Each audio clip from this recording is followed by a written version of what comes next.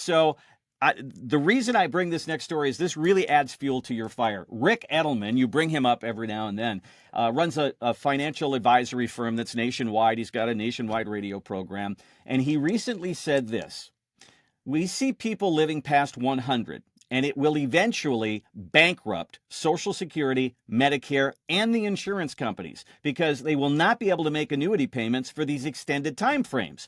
Who wants to buy life insurance if you die at 110 and your kids are in their 80s? This is going to change retirement planning forever. Your thoughts? Oh my gosh. What a jerk. What a jerk. I don't like Ric Edelman. I don't like Ken Fisher. I know you don't. I don't like Edward Jones. That's why I serve these up. I don't like these guys. And it's because Ken Fisher said that it was going to be the greatest bull market since the 60s, I think about a month ago, which is just financially irresponsible. I mean, he's a billionaire. Come on, buddy. Like, you've made enough money. I don't think you need to keep exploiting retirees. And I think, Ric Edelman's right there with him. He's a true scumbag. Are you allowed to say scumbag, Randy? I'm going to say scumbag. We just did it. He's a scumbag. And he's saying this for a couple of reasons. He's saying this because he wants you to take more risk with your money. That's exactly what he's getting at. He's saying, take more risk because I need to keep charging. And Ric Edelman actually charges more than Edward Jones. Really? I think his first 500, according to smartasset.com, I think if you plug them in there, I want to say they're like close to 135, maybe even 1.5 Really? For the first 500,000. So as you can tell, he wants your money on the ponies. Yep. So how does this happen? Well, he tells people you're going to run out of money, so you got to take on more risk because your money has to grow more. Well, gosh darn it! I mean, all of us just saw for the first time in the history of the United States, the average age in America went backwards. It didn't keep getting older; it went smaller. I believe it's 78, maybe 78 and a half. So I don't know where he's coming up with this 110-year-old or 100-year-old people. I mean, it's just right now not factually accurate. It's just a lie. It's a flat-out lie. The average age in America is 78, and that just is what it is. I don't know what to say other than he's off by about a quarter of a century.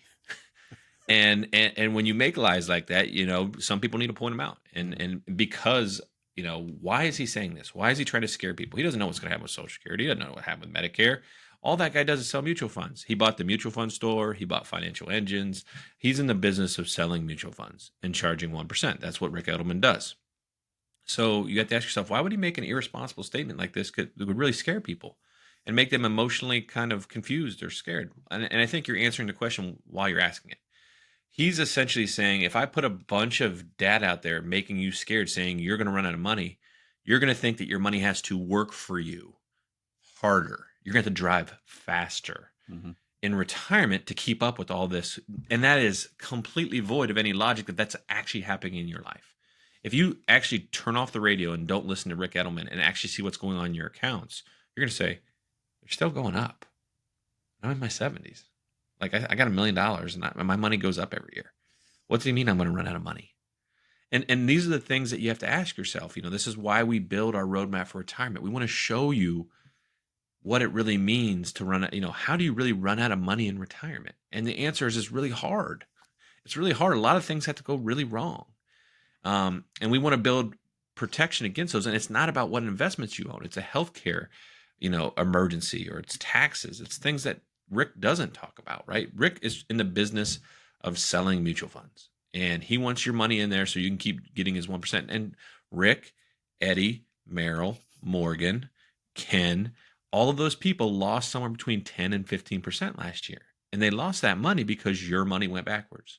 That's the real aha moment. They didn't have a bad year because they were doing some kind of management change. No, the stock market goes down, and because they charge 1% for your money, when the stock market goes down, these companies lose money. And I don't know if you're seeing this, but because these companies are losing money when the stock market goes, for every point it goes down, it feels like we get a soundbite from one of these clowns talking about how scared you should be about running out of money. Yet they're in the business of keeping your money on the blackjack table, risking your money in retirement. I mean, it's void of logic. It doesn't make any sense to me. You're saying you should avoid running out of money in retirement by taking more risk in retirement. That's what they're saying. And no one seems to be paying attention except for us, Randy. I feel like we're the ones screaming it and shouting it on this radio show, and we do it in seminars, and we're obviously building a huge base in Ohio, but across the country, it seems like no one's really paying attention to this magic show where they're saying, look over here, look over here. Oh, it's scary, cost of living and inflation. Oh, by the way, I'm going to take 1% out every year, but keep your money in the stock market that goes up and down because you have to, because the money has to work for you. And you're like, I have enough money to do everything I want in retirement. Why would I need to take risk? That is the perfect question that everyone should ask. If I have all the money I need to do everything I want in retirement, why am I taking on additional risk? And the only reason is because of silly articles like this from Ric Edelman that's saying you need to live to 135. That's what I'm hearing, that people are going to live to 135. Like, they're just, I mean, what are we talking about, dinosaurs now, like running around as Tyrannosaurus? What are people just making things up? Does the really real world not make sense to anyone else anymore? Is what's actually happening? Does anyone really care? And I think that's what gets me so fired up, is that people just are making up their own narratives and their own stories, and no one seems to be fact checking or at least looking at what's really going on here, which is no more than another soundbite to scare people into making sure their money never leaves the system. And Randy, I wrote the book Fire Your Financial Advisor because of this nonsense, and also our roadmap has a market flashlight that basically shows people, hey, according to Rick, you should have this much, in the market. Well, here's how much money you would lose. Are you comfortable with that? And the answer is universally, heck no. Mm-hmm. So the market flashlight shows you, if a 2022 happens again, if a 2008-9 happen again, in dollars, how much would your current holdings go backwards? And that's a really helpful tool. And you may say, hey, I'm comfortable taking on some risk.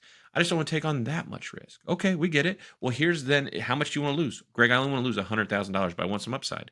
Okay, we can do that. Here's what that would look like.